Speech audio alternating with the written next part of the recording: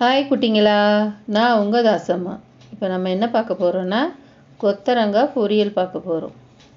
அதுக்கு எண்ணெய் ஊற்றுறோம். 3 டீஸ்பூன் எண்ணெய் ஊற்றி 1 டீஸ்பூன் கடுகு உளுந்து 2 சேர்ந்துருக்கும்ல, அது போடுறோம். போட்டு பொரிய வைக்கிறதுக்கு பொரிஞ்சோடனே வெங்காயம் பொடுசாக நறுக்கி வச்சுருக்க 2 வெங்காயம்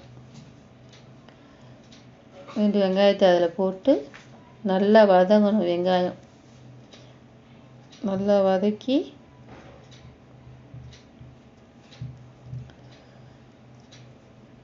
நல்லா வதங்கணும். வரணும் நல்லா.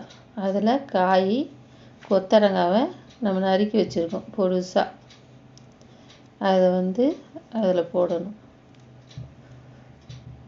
போட்டுட்டு இப்போது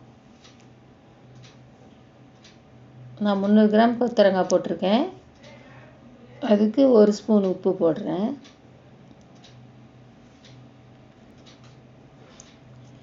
இப்போது அதை கிண்டி விடணும்.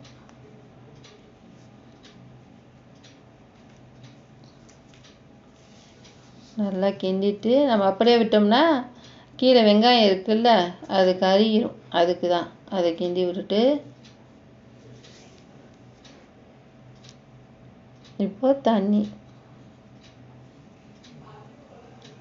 அதுக்கு தேவை. காய் எவ்வளோ இருக்கோ அவ்வளோ தண்ணி ஊற்றினா போதும், ரொம்ப ஊற்ற வேணாம்.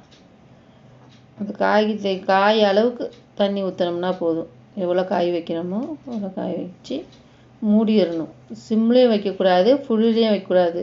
நடுத்தரமாக வச்சு அதை மூடி 10 நிமிஷம் வச்சிட்டோம்னா அப்புறம் கிண்டி விட்டு மூடி திறந்து கிண்டி விட்டுட்டு மறுபடியும் மூடி வைக்கணும். வெந்துருச்சா நம்மளுக்கு தெரியும்ல, கலர் மாறும். அதுக்குள்ளே காஞ்ச மிளகா 12 காஞ்ச மிளகா வச்சுருக்கேன். பூண்டு ஒரு பூண்டு முழுசா, வேர்க்கடலை நான் நிறையா போடுவேன், எங்களுக்கு பிடிக்கும்னுட்டு. உங்களுக்கு எவ்வளோ தேவையோ அவ்வளோ போட்டுக்கிறோங்க.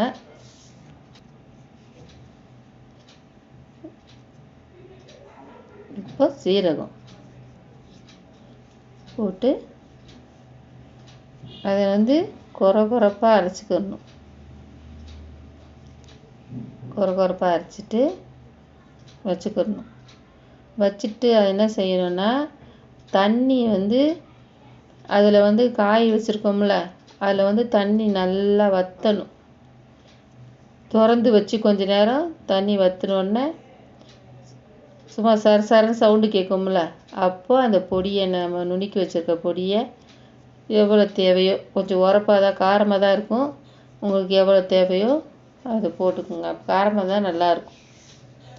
அதனால் இப்போ நல்லா அதுக்குள்ளே போகிற மாதிரி, ஏன்னா அதுக்குள்ளே அவ்வளோவா தண்ணி இருக்காது, வற்றி போயிருக்கும்ல. அதனால் அதை நல்லா கிண்டி விடணும். கிண்டினோம்னா நல்லா ஒன்று போல் நல்லா வரும். லைக் பண்ணுங்க, ஷேர் பண்ணுங்க, சப்ஸ்கிரைப் பண்ணுங்க. மறக்காம பக்கத்துல இருக்கிற பெல் ஐக்கனை கிளிக் பண்ணுங்க. எல்லாரும் பார்க்குறீங்க, ஆனால் சப்ஸ்கிரைப் மட்டும் பண்ண மாட்டேங்கிறீங்க. பண்ணிடுங்க.